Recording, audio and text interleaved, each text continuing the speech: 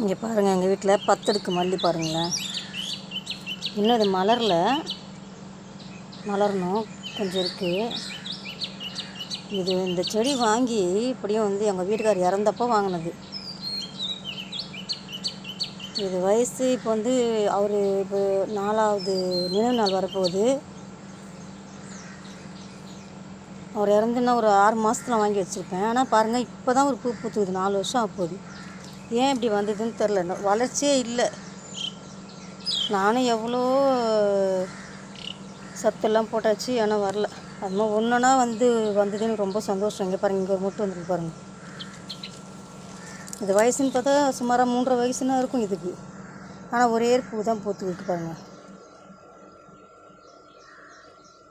பார்க்கவே ரொம்ப அழகாக இருக்குது. இன்னும் உள்ளே இருக்கிறதெல்லாம் மலர்ந்துச்சுன்னு வச்சுங்களேன், அழகாக இருக்குது. இதுக்குள்ளே பாருங்கள் எவ்வளோ முட்டு இருக்குது பாருங்கள்.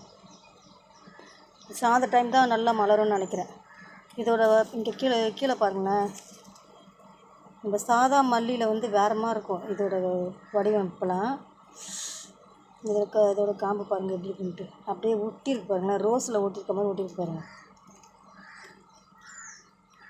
அழகாக இருக்குல்ல. நல்லா இருந்தால் கமெண்ட் பண்ணுங்கள், ஷேர் பண்ணுங்கள், சப்ஸ்கிரைப் பண்ணுங்கள்.